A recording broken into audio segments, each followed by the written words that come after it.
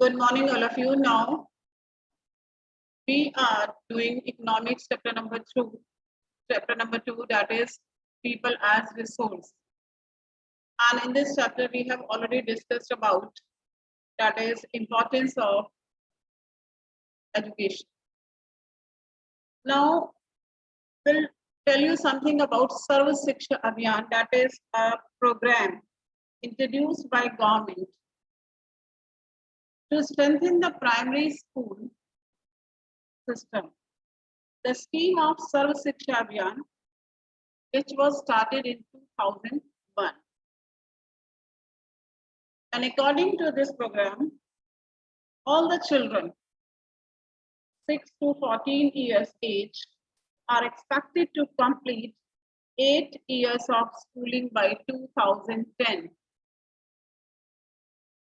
Initially, it was a time-bound program of the central government. Time-bound, that means we are talking about 8 years. And it was supposed to complete in 2010. And central government partnership with the state, the local government and the community to achieve the goal of universalization of elementary education. Universalization means that is education to all, that is Sarva Shiksha Abhiyan. Elementary education, that is 8th class. As you got the certificate also after completing your 8th class, that means you have achieved this elementary certificate. This program has covered the entire country with a special focus on the educational needs of girls, scheduled caste, and scheduled tribes, and other children also. Along with it, bridge courses and back to school camps were started to increase the enrollment in elementary education.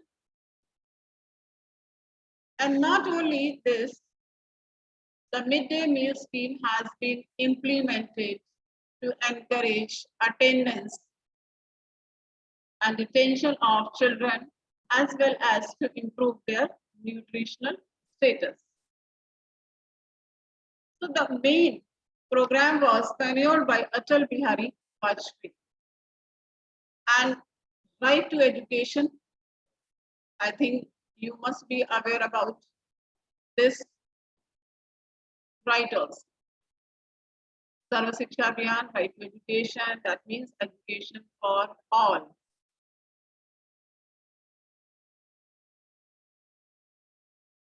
History of Sarva Shiksha Abhiyan. As an intervention program, SSA, Sarva Shiksha Abhiyan, which has been operational since 2001. But that is not only its roots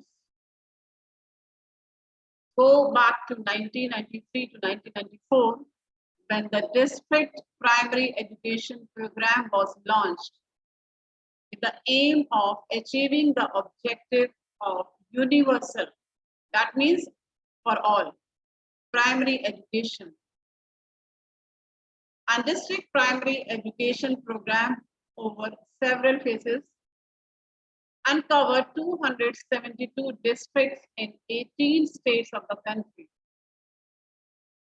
The expenditure on the program was shared by the central government, and whatever the expenditure will be there, its contribution of central government will be 85% and the state government. The central share was funded by a number of external agencies, including the World Bank, UNICEF, that is also for the education of children. And by 2001, more than US dollar 1,500 billion has been committed to the program. But we will not discuss more about this Sarva Shiksha Abhiyan. There are other programs also introduced by the government. And this is the some data related with the education. But present goal of Sarva Shiksha Abhiyan to open new schools in areas which do not have them and to expand existing school infrastructures and maintenance by the government. Address inadequate teacher numbers and provide training or development for existing teachers and provide quality elementary education, including life skills, with a special focus on the education of girls and children with special needs as well. After that, we will discuss about that is health. Health is also an important issue for the development of human resources. And this is the reason that we all are sitting at home, not in school. Health does not mean survival only. It involves not only the physical fitness of the individual, but also his mental, economic, and social well-being. Good health increases the efficiency of a worker. Why only workers? That is for all. A healthy person can fully realize his potential and can be an asset for the economy. As yesterday also, I told you about that India, which is a rich country, but Indians are poor. But Japan, that is a poor country, but Japanese are rich. And the reason is that is they have invested in human resources. That is through education, health, and skills. So that means healthy person can become an asset for the economy. An unhealthy person shall not be able to realize his potential and can be a liability for the economy. And this is the reason that our government introduced national health policy and the aim towards improving access to health services and improving nutrition, especially among the underprivileged. That means economically backward sections. The government health system is composed of many tiers of hospitals. That means different levels. The primary health centers are the bottom of this tier and provide basic health.